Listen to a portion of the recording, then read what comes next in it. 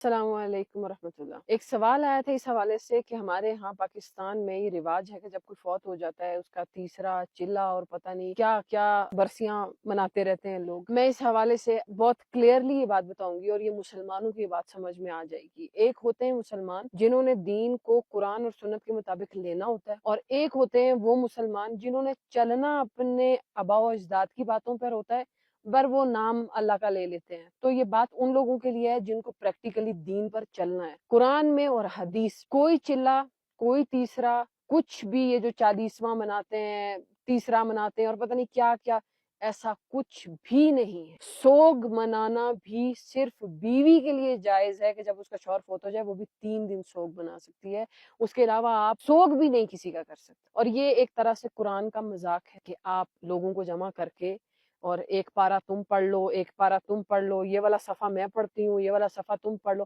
مطلب آپ لوگوں نے قرآن کو کیا ایک کوئی گیدرنگ بنائی ہوئی ہے، ایک گیٹ ٹوگیدر کریں گے، اس میں ہم قرآن رکھیں گے، ساتھ میں کہکے ہوں گے، ساتھ میں گپ شپ ہوگی اور ساتھ ساتھ تھوڑا تھوڑا قرآن کو بھی ہم پڑھ لیں گے۔ کیا نونسنس قسم کی چیزیں ٹرینڈ چلتی ہیں ہمارے پاکستان میں، اور کسی کا دماغ نہیں اس چیز پہ کام کرتا کہ یہ تماشا ہے۔ خدا را قرآن کی توہین نہ کرے، قرآن کی توہین کے بدلے میں ہماری نسلیں ویسے بھی یہاں برباد ہوئی ہیں۔ پاکستان کے حالات اور یہ سب چیزیں آپ لوگوں کے سامنے ہیں۔ سارا کا سارا قصور اوپر بیٹھے ہوئے حکمرانوں کا نہیں ہوتا ہے، نیچے بیٹھے ہوئے تمام ان لوگوں کا ہے جو چوری، دھوکہ، فریب سب کچھ کرتے ہیں۔ اور آپ لوگ کچھ بھی کسی کو کرتے ہوئے دیکھ لیں، جیسے میں اس کی مثال دے رہی ہوں کہ آپ لوگ قرآن کو ایک رسم بنا چکے ہیں، حالانکہ قرآن رسم نہیں ہے۔ اسی طریقے سے آپ ہندوؤں سے بہت سی رسمیں لے کے اور پھر ان کو نبھاتے ہیں اور پھر سمجھتے ہیں۔ فار ایگزامپل ہمارے پاکستان میں کوئی شادی کرنے لگا ہے تو وہ ہندوانہ رسموں کے مطابق شادی کرے گا، مہندی کر کے، جوتا چھپائی اور پتہ نہیں کون سی چھپائی اور لگائی، اور بس یہ شادی ہوتی ہے۔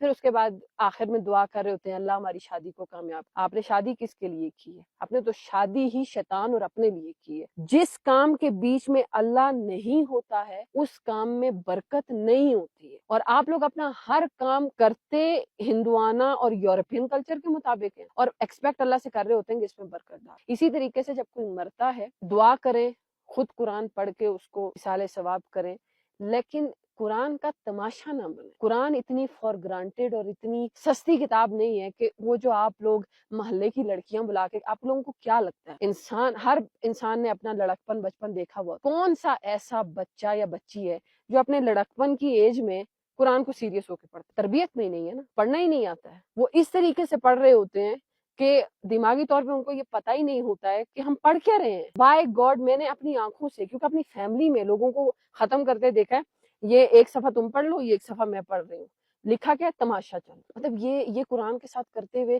شرم نہیں آتی ہے ہمارے معاشرے کے لوگوں کو؟ اس کے اندر لکھا ہوا کیا ہے اس سے آپ لوگوں کا سروکار نہیں ہے۔ نماز پڑھنی ہے نہیں پڑھنی ہے کوئی پتہ نہیں ہے، ختم دے دو۔ پھر ایک اور چیز ہوتی ہے، جب کوئی مرتا ہے، جس فیملی کا فرد مرا ہوا ہوتا ہے اسی کے اوپر ختم لازم ہے۔ ایک ایک ختم پہ لوگوں کے لاکھوں کے خرچے آتے، یہ کس نے کہا ہے آپ لوگوں کو کرنے؟ ان پیسوں سے کسی غریب کو کھانا کھلا دیں، ثواب مل جائے گا۔ محلے خاندان کی عورتوں کو اکٹھا کر کے جی دیگ پکائیے، یہ فلانے کا جو ہے نا وہ ماتم منا رہے، یہ چیزیں شرعی طور پر نہیں ہیں۔ آئی ہوپ سو کہ یہ بات سمجھ میں آ گئی ہوگی، اور باقی پاکستانی ہیں وہ اپنی مرضی کرتے ہیں۔